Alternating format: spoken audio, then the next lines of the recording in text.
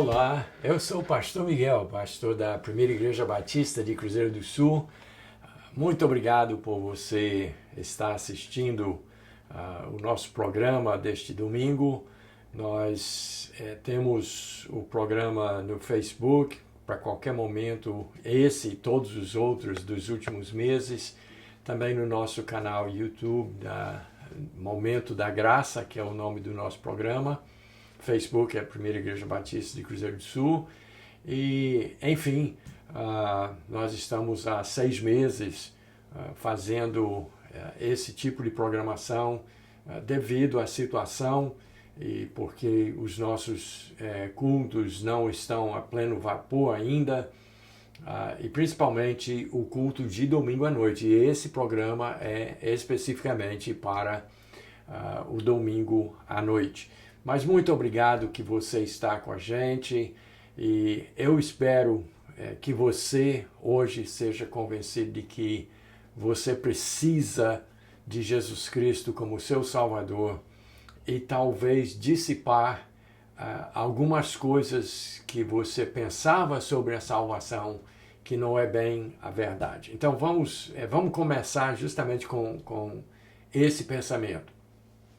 Tem algumas coisas que a gente pensa que é verdade, a gente tem assim aquela certeza que é verdade, quando talvez não seja. E vamos começar por algumas coisas que as pessoas pensam que é verdade, porque ouviram tanto que pensam que é real.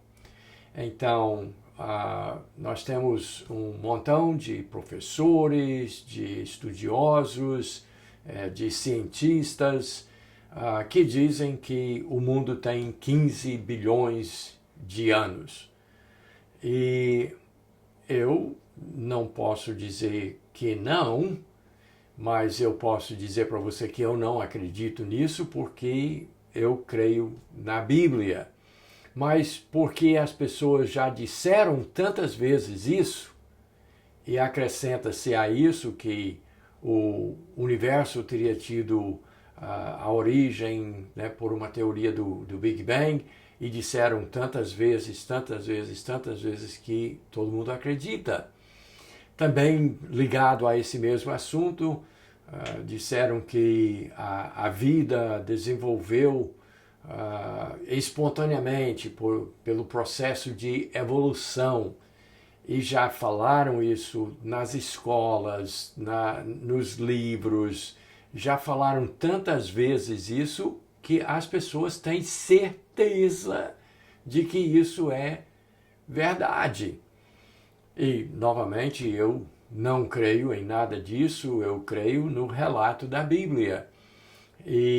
Mas quando eu digo que eu creio no relato da Bíblia e que o mundo provavelmente não tenha mais do que uns 6.000 anos de existência, e as pessoas, mas como pode acreditar numa fábula dessas?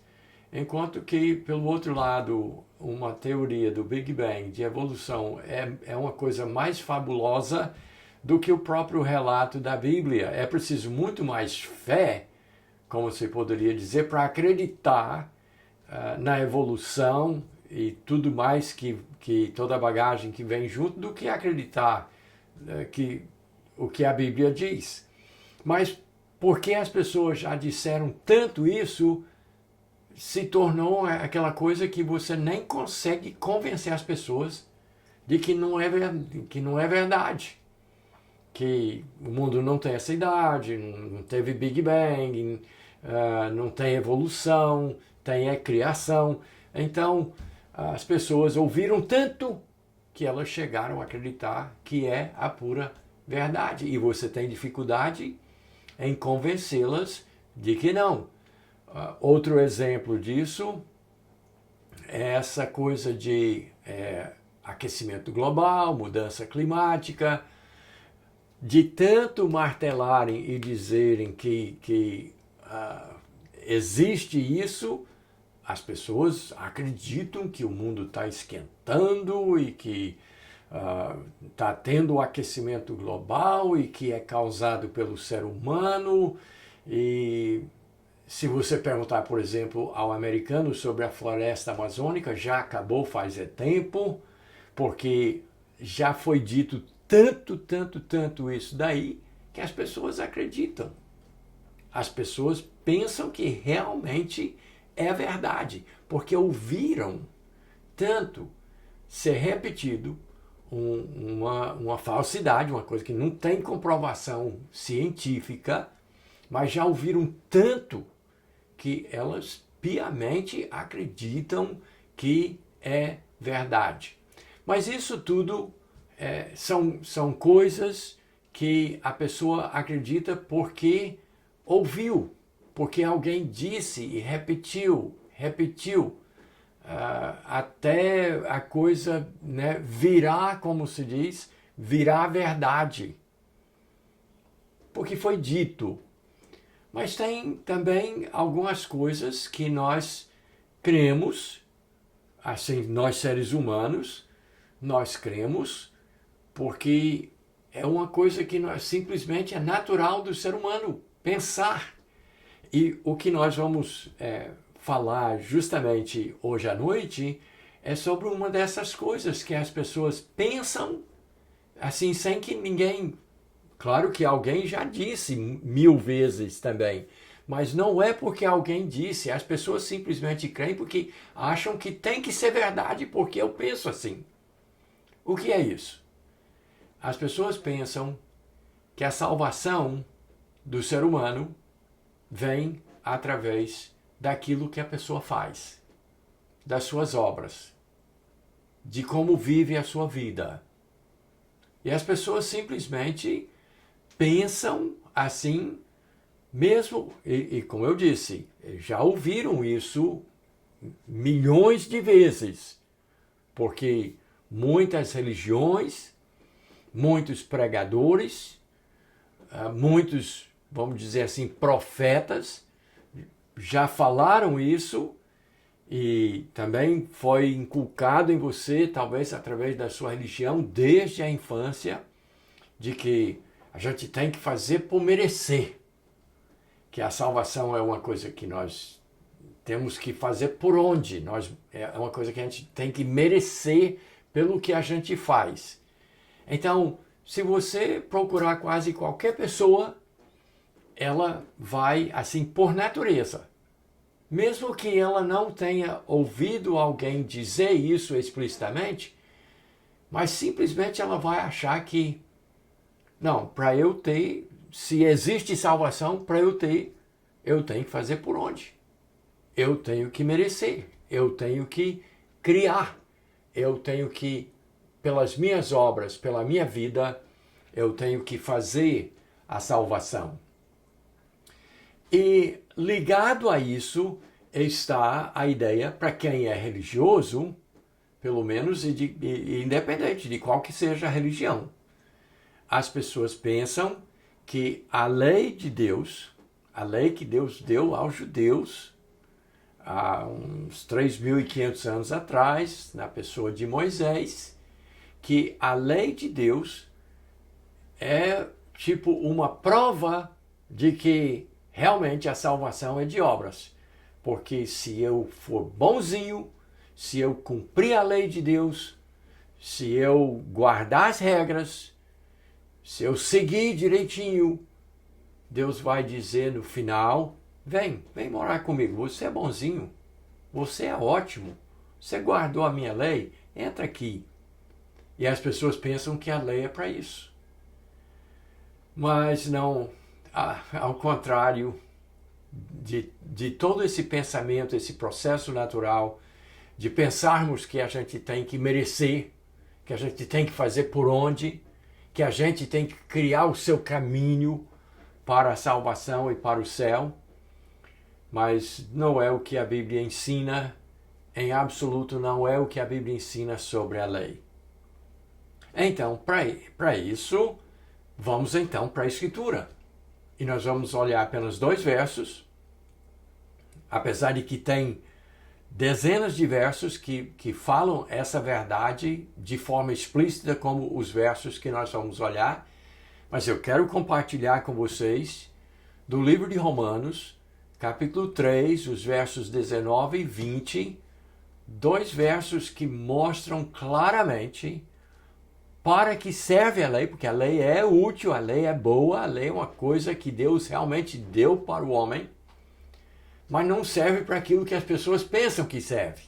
Então vamos lá, vamos ler Romanos capítulo 3, versos 19 e 20. Ora, sabemos que tudo o que a lei diz, aos que vivem na lei o diz, para que se cale toda a boca e todo mundo seja culpável perante Deus, visto que ninguém será justificado diante dele por obras da lei, em razão de que pela lei veio o pleno conhecimento do pecado. Dois versos recheados de verdade que todo ser humano precisa saber. Contraria o pensamento humano, porque, vamos reiterar, qual é o pensamento de, bem dizer, todo mundo? Claro que não é todo mundo, porque tem aquelas pessoas que nem acreditam em Deus, né, ou pelo menos dizem que não acreditam em Deus. Tem as pessoas que não têm religião, que simplesmente vão vivendo. Tem aqueles que são materialistas no sentido de que nasce, vamos viver o melhor que a gente puder, ganhar o que puder, né, fazer o que a gente gosta, e morreu e acabou. Mas para a maioria não é assim, porque existe sim no coração do homem, colocado por Deus, porque Deus foi que criou o homem, e o homem pode até dizer que acredita na evolução e que não tem Deus, mas no fundo ele sabe que existe, e ele sabe também que existe a eternidade. E sabe que ele vai viver, né, fora desse corpo, em outro lugar. Você pode usar o termo que você, em outro plano, se você preferir. Mas as pessoas sabem, elas sabem isso. Mas elas pensam também que para viver com Deus na eternidade, elas precisam fazer por onde? É um pensamento humano. Mas a Bíblia nos revela aqui que é o contrário daquilo que as pessoas pensam, que a lei não é para aquilo que elas pensam que é. A lei tem uma outra finalidade. Então vamos entrar, né, de cabeça dentro desses dois versos e vamos ver o que realmente dizem e onde é que nós ficamos, onde é que nós nos posicionamos diante da verdade contida aqui na palavra de Deus. Então, o que é a primeira coisa que diz o verso 19? Sabemos que tudo que a lei fala é para calar a boca das pessoas. Em que sentido? É que o ser humano pensa que eu nunca matei ninguém, então eu sou bom. Eu nunca roubei, eu sou bom. Eu nunca adulterei, eu sou muito bom. Então, as pessoas pensam que a lei serve para isso, para fazer a pessoa ser boa. Mas diz aqui a Bíblia que a lei é para calar a boca de todo mundo. Para a pessoa, diante da lei, baixar a cabeça, se envergonhar e dizer, eu ainda calado estou errado. E aí a Bíblia diz, nesse verso 19 ainda, e que todo mundo seja culpável perante Deus. Então a lei não serve para justificar o homem. A lei serve para calar a boca do homem e para fazer a pessoa perceber a sua culpabilidade perante Deus. Para a pessoa perceber, eu sou um pecador, que só Deus é santo, só Deus é perfeito, e eu sou um terrível pecador, culpado e merecido. O que eu mereço é o inferno, a eternidade longe de Deus é o que eu mereço. é o que a lei indica. Quando eu olho para a lei, eu vejo que eu não sou nada, eu não sou ninguém. Eu sou culpável perante Deus. E no verso 20, diz assim: visto que ninguém será justificado diante dele por obras da lei. Ninguém será justificado diante de Deus pelas obras da lei. Primeiramente, porque ninguém consegue guardar toda a lei. E o irmão de Jesus, Tiago, disse claramente: se a gente quebrar um ponto da lei, nós somos culpados por toda a lei. Nós quebramos a lei inteira. Não tem como você quebrar um pedaço da lei e dizer que não quebrou a lei toda. Seria tipo eu pegar essa caneca e quebrar uma parte. E aliás, tem os defeitos aqui. Já levou umas pancadinhas e já tem um defeito aqui. Então, não tem como dizer que essa caneca é perfeita. Ela tem defeito. E o defeito não é... Você não só isola o defeitinho que está aqui. A caneca toda é defeituosa por causa de um pequeno defeito. Então, assim é o ser humano com a lei.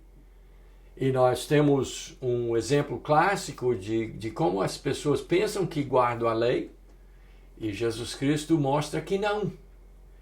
Teve um rico advogado que veio falar com Jesus e disse: Senhor, o que é que eu preciso fazer para ser salvo, para herdar a vida eterna? E Jesus disse: o que está escrito na lei? Aí então o rapaz respondeu e tal, e aí Jesus disse: então faça tudo e vai ficar tudo bem. E ele disse: eu fiz tudo desde a minha infância. Aí Jesus disse: não, mas peraí, tem uma coisa que está faltando. Vai, vende tudo que você tem, dá aos pobres, vem e segue-me, e aí sim, vai estar tudo certo. E ele saiu, foi embora triste, porque era dono de muita riqueza. E então, qual foi o problema desse rapaz? Ele pensava que porque eu não matei, eu não roubei, eu não adulterei, eu sou bom. Mas diante de Deus, ninguém é bom, porque a lei é um todo, é um pacote. E já começa dizendo: amarás a Deus sobre todas as coisas e não ter nenhum outro Deus. Esse rico advogado, ele tinha um outro Deus, que era a sua riqueza, que ele amava mais do que a Deus. Não é que ele não ia ser salvo se ele vendesse tudo e desse aos pobres. Não era pelo ato de dar a sua riqueza aos pobres, mas Jesus estava provando para ele que você não é bom. A lei está gritando para você calar a boca, deixar de dizer que é bom, para você ser culpado e culpável perante Deus, porque você não ama Deus de todo o coração. Porque se você amasse, você prontamente abandonaria, daria todos os seus bens aos pobres, você nem pensaria duas vezes. Se você amasse a Deus, como a lei manda. Então Jesus só usou isso não para mostrar para ele que ele podia ser salvo por dar os bens aos pobres, por fazer caridade aos pobres. Não é por aí. A lei não tem essa função. A lei só faz o quê? Cala a boca do ser humano para ele baixar a cabeça e ir embora triste, culpado perante Deus. E aí o verso 20, repito: visto que ninguém será justificado diante dele por obras da lei. Ninguém pode ser justificado com as obras da lei. Porque você guarda 9, mas quebra um dos mandamentos. Então você quebrou o todo, você quebrou o pacote todo. Você é culpado diante de Deus. E a lei não repõe isso. A lei não reconstitui o que você quebrou. A lei só continua fazendo o que a lei sempre fez. O que é? Verso 20. Em razão de que, pela lei, vem o pleno conhecimento do pecado. Em outro lugar, o apóstolo Paulo disse que a lei é um aio, é um professor. A lei é um espelho. A lei de Deus é onde a gente olha e vê os defeitos. Não é onde a gente vê bondade. E se tiver um defeito, a lei não tira. Ninguém será justificado diante de Deus pelas obras da lei.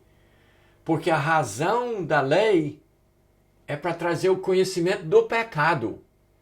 Então, se a lei é um espelho, você, amigo, precisa usar a lei como você usa o espelho no seu banheiro. Você levanta de manhã, e para vocês que têm cabelo, o cabelo está todo daquele jeito, né? Todo para os 4 cantos da face da terra. Você está com remelo no canto do olho. Você está com um rastrozinho de baba que desceu à noite dos lábios. Você está todo desarrumado. Você vai diante do espelho e o espelho faz o quê? Diz, você está todo desarrumado. Você precisa ser arrumado. Mas você pega o espelho, tira da parede para ajeitar o cabelo? Para lavar o rosto? Não. O espelho só aponta o defeito, gente. A lei tem esse efeito.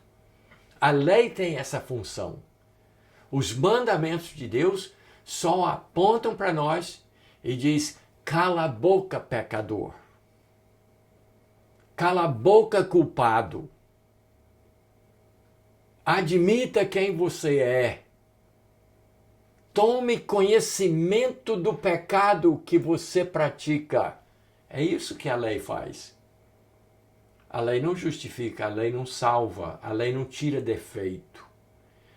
Então, voltando à nossa introdução, as pessoas pensam, elas, assim, com uma maior sinceridade, elas pensam que se eu for bonzinho e guardar a lei de Deus, eu vou ser salvo.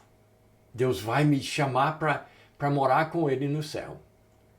Mas no próprio capítulo 3 de Romanos, diz que todos pecaram e separados estão da glória de Deus. Verso 23. Todos pecaram. Todos são pecadores. E como é que a gente sabe que somos pecadores?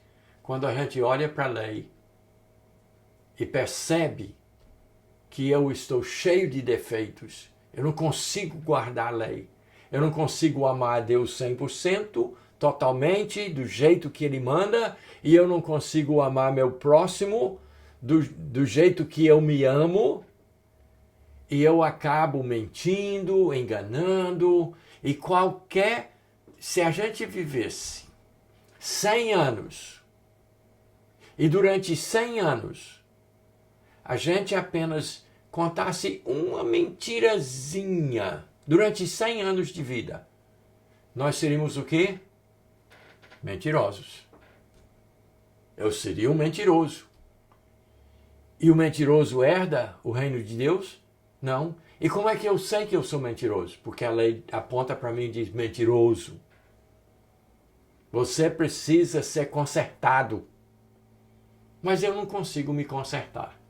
E Deus, sabendo disso, por isso que Ele mandou seu Filho Jesus para nascer da Virgem, para entregar sua vida numa cruz, sendo Ele perfeito, sem nunca ter quebrado um ponto sequer da lei, Ele cumpriu a lei por mim e por você.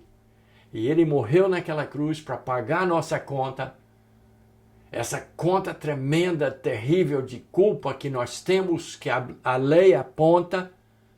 Jesus Cristo morreu para cumprir a lei por mim, para satisfazer a justiça de Deus, pagar os meus pecados e ainda garantir a minha entrada no céu, porque Ele me oferece a salvação de graça. não é por merecer, não é por fazer por onde, não é por cumprir regras ou mandamentos ou preceitos, é por entregar a minha vida a Jesus Cristo para Ele me salvar, para Ele me botar nas costas e levar à presença do Pai. Então, em essência, o que é que nós temos? O ser humano pensa que eu tenho que lutar para fazer por merecer. Eu tenho que me salvar. Eu tenho que fazer por onde? E a lei é um instrumento que vai mostrar que eu sou bom. Mas a lei não faz isso. A lei só aponta e diz, tu está todo quebrado. Todo cheio de defeito. Você precisa de um Salvador. E quem é o Salvador? O único que pode me salvar é Jesus, o Cristo, o Filho de Deus. E eu só posso ser salvo quando eu reconheço que sou um pecador, que não mereço. O que eu mereço é o inferno. A lei aponta e diz, cala a boca, pecador.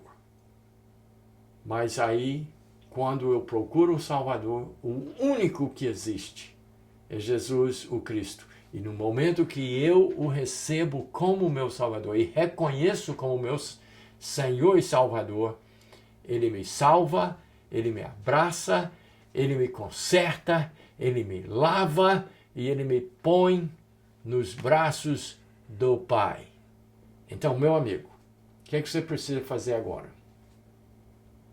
Você precisa, assim, desesperadamente tirar da sua cabeça essa ideia de que a lei vai ajudar você a se salvar. É ilusão, é mentira, é uma coisa que está na nossa cabeça, mas não é verdade. E o que é verdade é Jesus, Salvador de todos aqueles que nele creem. Então, aceita Jesus. Reconhece os seus pecados. Reconhece a sua culpa. E silenciosamente, de boca calada, aceite a Jesus como Salvador da sua vida. Faça isso agora. Não espere, não demore. Aceite a Jesus neste momento. Deus abençoe você. E eu espero encontrar você novamente nos próximos dias.